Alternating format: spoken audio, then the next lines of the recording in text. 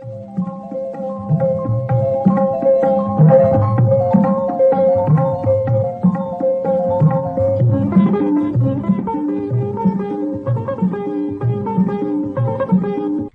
देश भारत विविध संस्कृतियों, विविध आस्थाओं का देश है। एक ही दिन, एक ही समय में देश में विभिन्न पर्व, विभिन्न दिवस मनाए जाते हैं। फरवरी का मास भी ऐसी ही विविधता से भरा हुआ है। इसी मास में धार्मिक आस्था का त्योहार महाशिवरात्रि है, महर्षि दयानंद सरस्वती जयंती है और राष्ट्रीय विज्ञान दिवस भी है। कितना अद्भुत संगम है इस मास की त्रिवेणी आस्था, धर्म एवं विज्ञान का। नमस्कार, मैं मान्या और मैं महरोश आज आप सभी को इस अद्भुत त्रिवेणी की यात्रा पर ले चलेंगे। आज के इस कार्यक्रम में हम कुठार इंटरनेशनल स्कूल नोएडा के छात्र आप सभी का हृदय तल से स्वागत करते हैं। आज के कार्यक्रम में पहली धार बहेगी धर्म की। हम सब अपने जीवन में किसी न किसी दैवीय अदृश्य शक्ति को मानते हैं एवं प्रतिदिन उसका आह्वान करते हैं। उसी दैवीय शक्ति का आह्वान करने हेतु एवं महाशिवरात्रि के पावन अवसर पर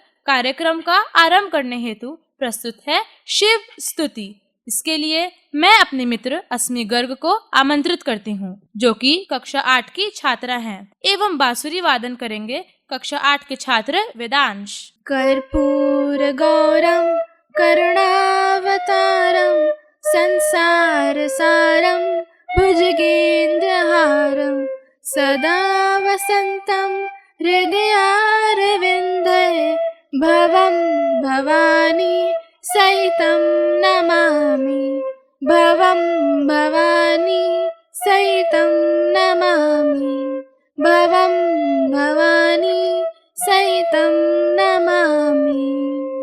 शिव योग के सबसे पहले गुरु या योग के प्रवर्तक हैं, इसीलिए भगवान शिव को आदि योगी कहा गया है। दूर उस आकाश की गहराइयों में एक नदी से बह रहे हैं आदि योगी। शून्य सन्नाटे टपकते जा रहे हैं, मौन से सब कह रहे हैं आदि योगी। योग के स्पर्श से अब योगमय करना है तन मन, सांस शाश्वत सनन सनन नन, प्राण गुंजन धनन धन धन।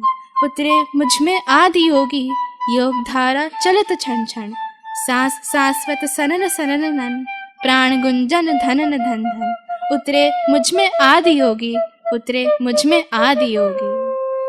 शिवरात्रि का पावन पर्व हिंदू पंचांग के फाल्गुन माह की चतुर्दशी तिथि पर भगवान शिव और माँ पार्वती का विवाह हुआ था। इसी वजह से फाल्गुन माह के कृष्ण पक्ष की चतुर्दशी तिथि को महाशिवरात्रि का पर्व मनाया जाता है। धर्म हमें जीने की राह दिखाता है, हमारे जीवन की नियमावली है। यह एक विश्वास है, लेकिन यही विश्वास जब अपना विकृत रूप ले लेता है तब वह अंधविश्वास बन जाता है और यही अंधविश्वास समाज में फैली बुराइयों का जड़ है। इन्हीं अंधविश्वासों को दूर करने के लिए महर्षि दयानंद सरस्वती ने सार्थक कदम उठाया। सरस्वती अंधविश्वास दूर करने के लिए बहुत प्रभावशाली व्याख्यान देते थे। जो लोग उनकी बातें सुनते थे वह उनसे सहमत हो जाते थे। आइए उनके जीवन का एक प्रेरक प्रसंग सुनते हैं अस्मी, शिखर और वेदांत से। एक दिन बड़ा अंग्रेज अधिकारी भी दयानंद जी का व्याख्यान सुन रहा था। अधिकारी उनसे इतना प्रभावित हुआ कि उसने अकेले में दयानंद जी से कहा, आप अंधविश्वास पर इतना अच्छा बोलते हैं कि मुझे लगता है मैं भारतीय हो जाऊं और आपको फॉलो करूं। बताइए मैं आपके लिए क्या सेवा कर सकता हूं? दयानंद जी ने कहा, आप मेरे लिए क्या कर सकते हैं? मैं आपको सुरक्षा के लिए अतिरिक्त बल दे सकता हूँ। मैंने देखा है कि जब आप कुरीतियों और अंधविश्वास पर बोलते हैं तो काफी लोग आपसे नाराज हो जाते हैं। आप पर हमला हो सकता है। मैं आपको अतिरिक्त सुरक्षा बल दे दूंगा। थोड़ा सोचने के बाद दयानंद जी ने बोला, मैं भगवान का काम कर रहा हूँ तो मेरी रक्षा भी वही परम शक्ति करेगी। मुझे आपके सैनिकों की जरूरत नहीं है। अंग्रेज अधिकारी ने फिर कहा, आप एक काम करें, आप इतना अच्छा बोलते हैं तो बीच बीच में हमारी अंग्रेज सरकार की भी प्रशंसा करें। काम तो हम भी बहुत अच्छा कर रहे हैं। कुछ काम तो ऐसे भी है किए हैं जिनसे अंधविश्वास दूर होता है, तो आप हमारी भी तारीफ कर दीजिए। दयानंद सरस्वती ने फिर मुस्कान सहित कहा, मैं यही सोच रहा था कि आप मेरे प्रति इतनी सहानुभूति क्यों प्रकट कर रहे हैं। अगर आप सचमुच मेरी मदद करना चाहते ही हैं, तो एक काम करें, आप भारत छोड़कर चले जाएं। मेरे लिए स्वतंत्रता और अंधविश्वास दो अलग अलग बातें हैं। मैं अंधविश्वास पर प्रहार करता हूँ और आजादी की मांग भी करता हूँ। मैं आपके बहकावे में नहीं आ सकता। मुझे मेरा लक्ष्य स्पष्ट रूप से मालूम है। स्वामी दयानंद सरस्वती के इस प्रसंग से हमें यह सीख मिलती है कि जब भी कोई कार्य करो, चाहे बोलकर या बिना बोले, लक्ष्य स्पष्ट होना चाहिए। हमें कब, कहाँ और कितना बोलना है, यह हमेशा ध्यान रखें। किसी के बहकावे में आकर ऐसी बात ना करें जो हमारे लक्ष्य के विपरीत हो। कितना बढ़िया संदेश दिया है महर्षि दयानंद सरस्वती ने। उन्होंने आर्य समाज की स्थापना भी की। हमारी प्रकृति, हमारा संसार एक विज्ञान है। मनुष्य का विज्ञान कितना भी आगे क्यों न बढ़ जाए, प्रकृति के विज्ञान की बराबरी नहीं कर सकता।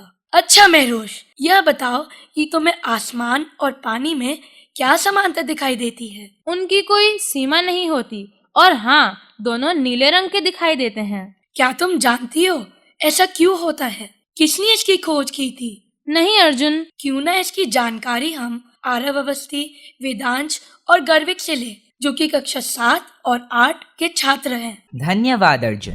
भारतीय भौतिक वैज्ञानिक और नोबेल पुरस्कार विजेता सर CV रमन विज्ञान की दुनिया में एक अग्रणी व्यक्ति थे। 1888 में जन्मे। उन्होंने छोटी उम्र से ही असाधारण शैक्षणिक प्रतिभा का प्रदर्शन किया। उनका सबसे उल्लेखनीय योगदान रमन प्रभाव, जिसे उन्होंने 1928 में खोजा था, ने प्रकाश और पदार्थ के परस्पर क्रिया की समझ में क्रांति ला दी। इस अभूतपूर्व खोज ने उन्हें 1930 में भौतिकी में नोबेल पुरस्कार दिलाया, जिससे वे विज्ञान के क्षेत्र में यह सम्मान पाने वाले पहले एशियाई बन गए। CV रमन ने 28 फरवरी 1930 को एक उत्कृष्ट वैज्ञानिक खोज की थी, जिसे रमन प्रभाव के नाम से जाना जाता है। भारत में खोज के इस तारीख को हर साल राष्ट्रीय विज्ञान दिवस के नाम से मनाया जाता है। इस खोज के लिए रमन को 1930 में फिजिक्स में नोबेल पुरस्कार से सम्मानित किया गया था। रमन प्रभाव एक ऐसी घटना है जिसमें यह बताया गया है कि जब प्रकाश किसी पारदर्शी वस्तु से गुजरता है तो वह कई भागों में बढ़ जाता है, ठीक वैसे ही जैसे कैरम की गोटियां बिखर जाती है। इस कारण समुद्र और आसमान सूरज की प्रकाश के कारण नीले रंग में दिखाई देते हैं। CV रमन की खोज, रमन स्पेक्ट्रोस्कोपी का इस्तेमाल आज दुनिया भर की केमिकल लैब में हो रहा है। इसी खोज की मदद से पदार्थ की पहचान की जाती है। फार्मास्यूटिकल सेक्टर में सेल्स और टिश्यूज पर शोध से लेकर कैंसर का पता लगाने तक के लिए उनकी खोज काम आ रही है। एक रिपोर्ट के मुताबिक मिशन चंद्रयान के दौरान चांद पर पानी का पता लगाने के लिए भी रमन स्पेक्ट्रोस्कोपी का ही योगदान था। आज किसी पदार्थ की पहचान करने के लिए उनकी रमन प्रभाव दुनिया भर केमिकल लैब में काम कर रही है। नोबेल पुरस्कार से इतर उन्हें लेनिन पुरस्कार जैसे अंतर्राष्ट्रीय पुरस्कार से भी सम्मानित किया। साथ ही देश के सर्वोच्च सम्मान भारत रत्न से भी नवाजा गया। अरे वाह, कितनी बढ़िया जानकारी दी तुम दोनों ने। चलो CV रमन पर आधारित एक प्रश्नोत्तरी खेलते हैं। प्रश्न 1, महरोश तुम बताओ, और CV रमन को कौन सा प्रमुख पुरस्कार मिला था? A पद्मश्री, B नोबेल पुरस्कार, C भारत रत्न या D पद्म भूषण? सही उत्तर है नोबेल पुरस्कार। बिल्कुल सही महरोश। अब मान्या तुम्हारी बारी। CV रमन को किस प्रसिद्ध खोज के लिए जाना जाता है? A गुरुत्वाकर्षण, B रमन प्रभाव, C रेडियो तरंगे या D परमाणु संरचना? सही उत्तर है B रमन प्रभाव। बिल्कुल सही मान्या। अब आरव, तुम तो ये बता ही नहीं पाओगे। CV रमन के अनुसंधान के कारण प्रकाश के किस गुण को समझा गया? A गीत, B रंग, C ध्वनि या D तापमान? इसका सही उत्तर है रंग। बिल्कुल सही आरव, मैं तुमने तो मेरा दिल ही खुश कर दिया। अब अस्मी तुम्हारी बारी। CV रमन को भारत रत्न कब मिला था? A 1954, B 1960, C 1947 या डी 1971? इसका सही उत्तर है 1954। बिल्कुल सही अस्मित। चलो वेदांश, अब तुम्हारी बारी। सीवी रमन का जन्म किस राज्य में हुआ था? ए तमिलनाडु, बी कर्नाटका, सी आंध्र प्रदेश या डी महाराष्ट्र? अरे वाह, ये तो कितना आसान है। इसका उत्तर है ए तमिलनाडु। बिल्कुल सही वेदांश। चलो वेदांश, तुम्हारे लिए सबसे कठिन प्रश्न रखा है मैंने। सीवी रमन के जीवन में कौन सी खोज ने उन्हें विश्व प्रसिद्ध बना दिया? ए प्रकाश का द्वार, बी रमन प्रभाव, सी वायुमंडलीय दबाव या डी रंगीन कांच? ये तो फिर से बहुत ही आसान हुआ। इसका उत्तर है बी रमन प्रभाव। बिल्कुल सही वेदांश। अब 7वां प्रश्न शिखर के लिए। सीवी रमन ने किस विश्वविद्यालय से अपनी शिक्षा प्राप्त की थी? ए दिल्ली विश्वविद्यालय, बी मद्रास विश्वविद्यालय, सी ऑक्सफोर्ड विश्वविद्यालय या डी हार्वर्ड विश्वविद्यालय? इसका उत्तर है बी मद्रास विश्वविद्यालय। बिल्कुल सही। अब गर्विक, तुम्हें ये बताना पड़ेगा मुझे, सीवी रमन का जन्मदिन कब मनाया जाता है? ए 28 जनवरी, बी 15 नवंबर, सी 1 मई या डी 25 दिसंबर? सही उत्तर है 28 जनवरी। बिल्कुल सही गर्विक। 9वां प्रश्न अर्जुन के लिए। सीवी रमन ने किस वर्ष में रमन प्रभाव की खोज की थी? ए 1928, बी 1935, सी 1942 या डी 1950? सही उत्तर है बी 1935। अरे अर्जुन, तुमने तो इसका गलत उत्तर बता दिया। इसका सही उत्तर है ए 1928।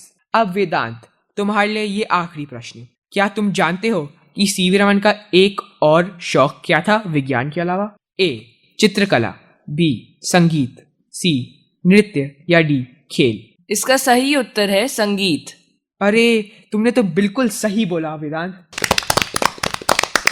वाह, कितना जानकारी भरा रहा ये आज का प्रश्नोत्तरी। आइए सुनते हैं एक मधुर गीत।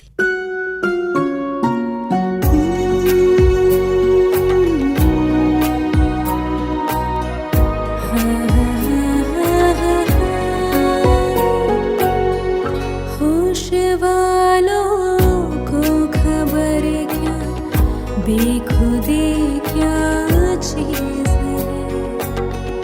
होश वालों को खबर क्या, बेखुदी क्या चीज़ है। इश्क कीजिए फिर समझिए, इश्क कीजिए फिर समझिए, जिंदगी क्या चीज़ है। होश वालों को खबर क्या, बेखुदी क्या चीज़ है।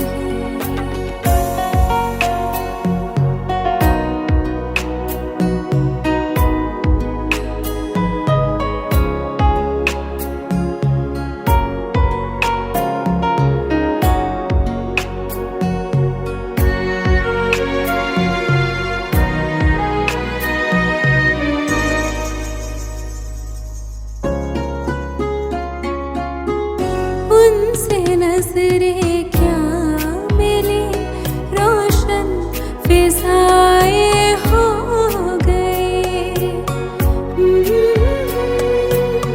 हा हा हा ला ला ला ला ला। उनसे नजरें क्या मिली, रोशन फिजाएं हो गए। आज जाना प्यार की जादूगरी क्या चीज़ है। आज जाना प्यार की जादूगरी क्या चीज़ है।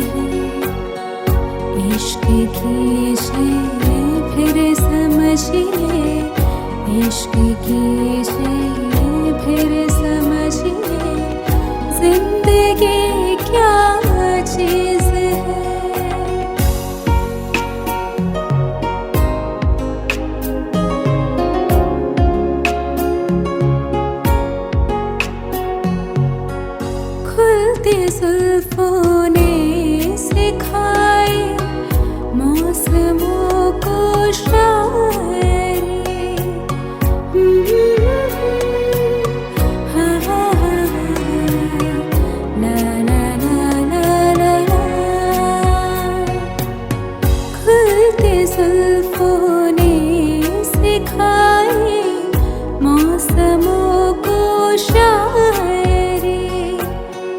झुकती आँखों ने बताया मैं कशी क्या चीज है।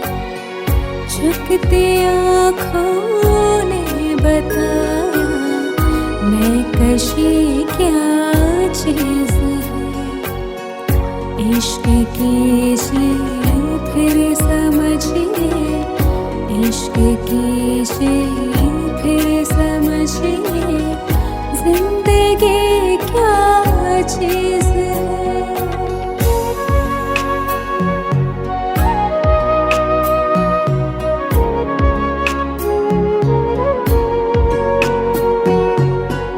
हम लबों से कह न पाए उनसे हाले दिल कभी।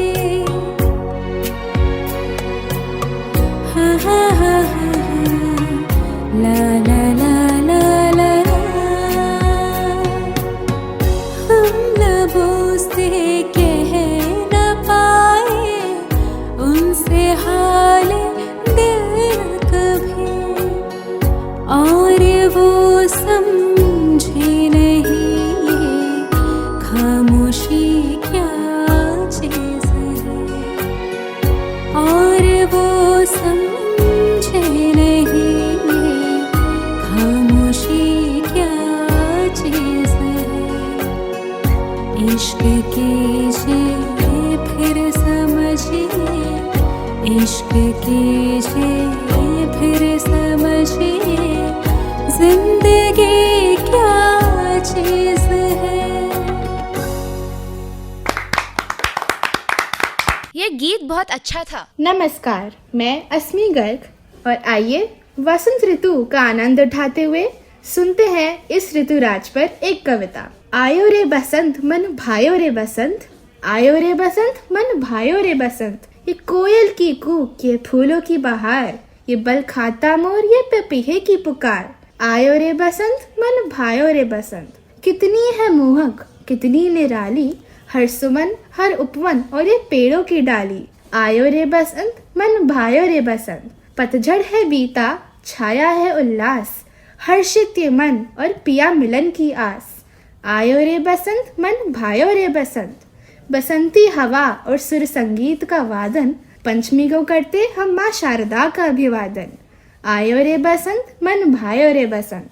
खेतों में सरसों लहराए, फूलों पर भंवरे मंडराए, सुंदर सपनों का आगाज तभी कहलाए यह ऋतुराज। आयो रे बसंत मन भायो रे बसंत। धन्यवाद। भारत मेरा अभिमान, मेरी आन बान और शान, अनेकता में एकता ही हमारी शान है, इसीलिए तो मेरा भारत महान है। ना जाति देखी ना भाषा, सबको अपना मीत बनाया, हो बांग्लादेश या पाकिस्तान हमने सबको गले लगाया। राम रहीम की धरती मेरी, यहाँ आरती और अजान, आपस में जो मिलकर रहते सबका होता है सम्मान। ऐसी पावन धरा यहाँ की जो करती सबका उद्धार, हर दिन एक उत्सव सा हर दिन एक त्योहार। पर बैरी जो कोई कदम बढ़ाए उसको भेजे हम शमशान। धन्य है वो सरहद पर जो खड़े हैं मेरे वीर जवान, सीने पर गोली खाते फिर भी है मुख पर मुस्कान। भारत माँ के हैं अभिमान मेरे वो शहीद जवान। वक्त आ गया है अब दुनिया को संदेशा देने का, देश प्रेम की प्रबल धार में अविरल नित बहने का। धन्यवाद।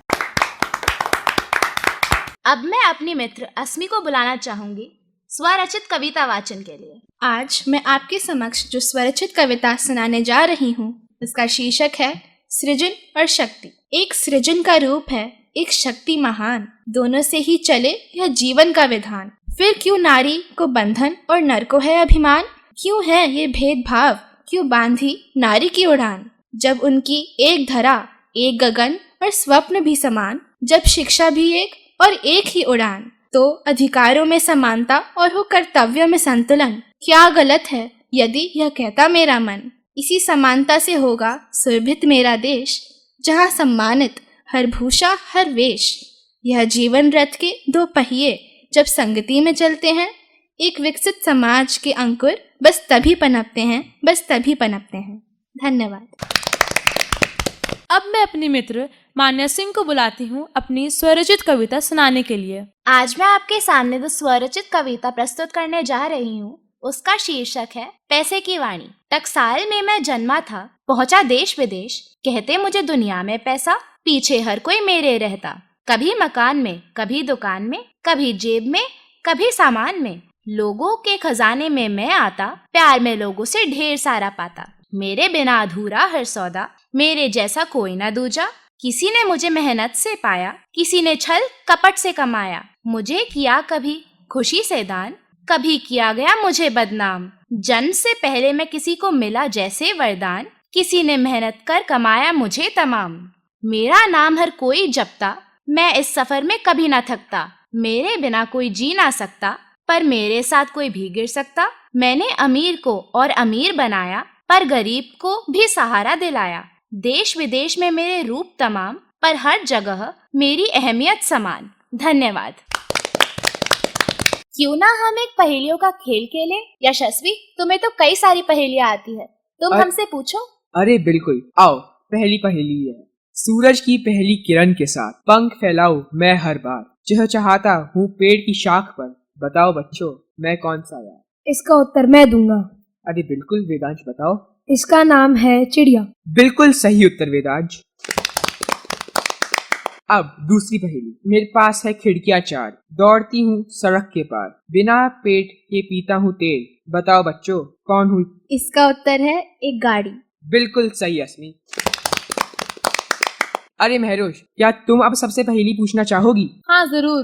चलो पहली पहेली है। मैं छोटा हूँ पर काम बड़ा, सबके घर में रहता हूँ, चीजों को गर्म करने मेरा ही काम होता है। इसका उत्तर है माइक्रोवेव। अरे वाह मान्या। चलो अगली पहेली है। नीले गगन का हिस्सा हूँ, पर कभी कभी रंग बदलता हूँ, कभी सफेद हो तो कभी काला, बताओ बच्चों क्या है मसाला? सही उत्तर है बादल।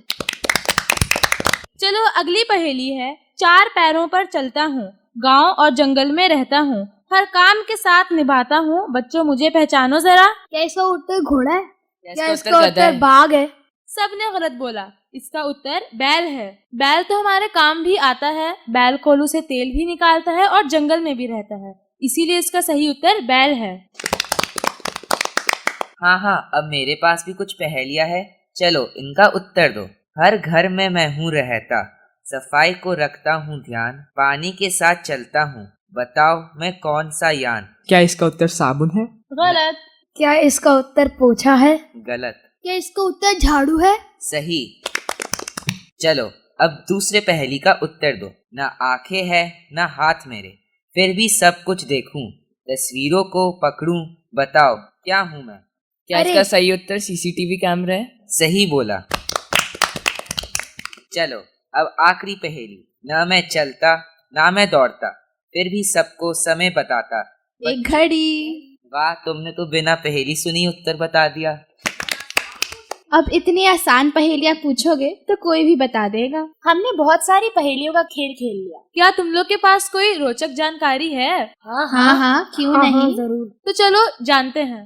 दुनिया में 11% लोग बाएं हाथ का इस्तेमाल करते हैं। अगस्त में सबसे ज्यादा लोग पैदा होते हैं। खाने का स्वाद उसमें सलाइवा मिलने के बाद ही आता है। औसतन लोग बिस्तर में जाने के 7 मिनट में सो जाते हैं। अच्छा बताओ वेदांत, तुम कौन से हाथ से काम करते हो? मैं तो अपना दाएं हाथ इस्तेमाल करता हूँ।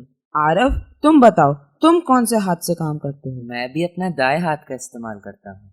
महरोश, तुम बताओ तुम कौन से हाथ का इस्तेमाल करते हो? मैं भी अपने दाएं हाथ का इस्तेमाल करती हूँ। ये बिल्कुल सही है। क्या तुम जानते हो दुनिया में 11% लोग बाएं हाथ का इस्तेमाल करते हैं और 89% लोग दाएं हाथ का इस्तेमाल करते हैं। अच्छा आरव, बताओ जब तुम बिस्तर पे लेटते हो तो तुम्हें कितना समय लगता है सोने में? क्या तुम पहले टीवी या फिर मोबाइल भी देखते हो? मैं पहले टीवी और मोबाइल तो देखता नहीं हूँ, तब भी मुझे 15 से 20 मिनट लगते हैं सोने में। अच्छा, मगर तुम्हें पता है रिसर्च के मुताबिक औसतन लोग बिस्तर में जाने के 7 मिनट में ही सो जाते हैं। नहीं, ये तो मुझे नहीं पता था। अच्छा अस्मी, ये बताओ कि तुम्हारे दांत कितने हैं? मुझे लगता है मेरे 32 दांत अभी आए नहीं हैं, तो शायद 30। अच्छा, और महरोज तुम्हारे? मेरे भी 30 दांत हैं। तुम्हें पता है भालू के 42 दांत होते हैं। अच्छा, यह तो हमें नहीं पता था। क्या तुम्हें पता है कि क्रिस्टोफर कोलंबस ने अमेरिका की खोज 29 फरवरी 1493 में करी थी? मेरे पास भी एक रोचक तथ्य है। फरवरी एक लौता महीना है जिसमें कोई पूर्णिमा नहीं होती। क्या आप सबको यह पता था? नहीं। क्या आप सभी को पता है अंग्रेजी में फरवरी सबसे अधिकतर गलत लिखा जाता है? नहीं, मुझे नहीं पता था, ये तो मैंने पहली बार सुना है।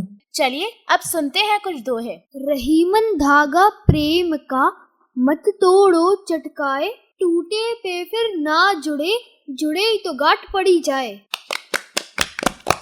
आइए अब अर्जुन से एक दोहा सुनते हैं। दुख में सुमरिन सब करे, सुख में करे न कोय, जो सुख में सुमरिन करे, दुख काहे को होए।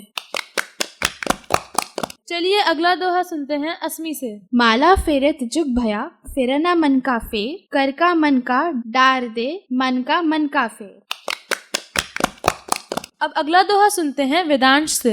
जात ना पूछो साध की, पूछ लीजिए ज्ञान, मोल करो तलवार का, पड़े रहन दो म्यान। अब अगला दोहा सुनते हैं आरव से। साई इतना दीजिए जा में कुटुम समाए, मैं भी भूखा ना रहूं साधु ना भूखा जाए।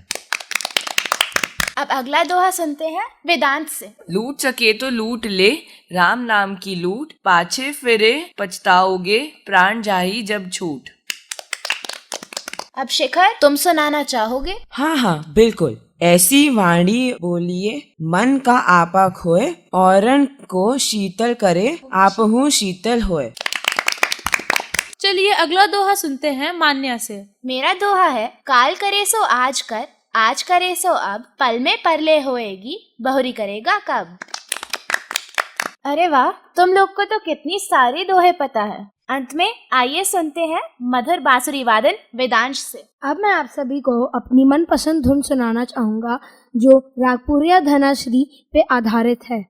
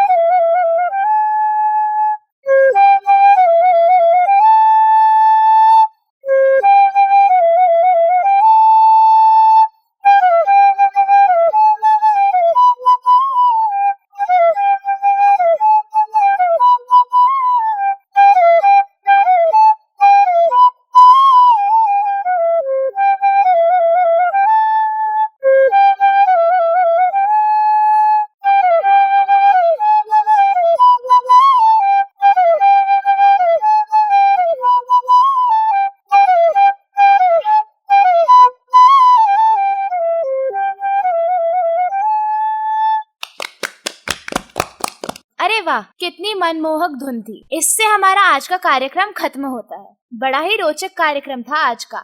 अब हम कोठारी इंटरनेशनल स्कूल के छात्र आप सभी से विदा लेते हैं। धन्यवाद। जय हिंद।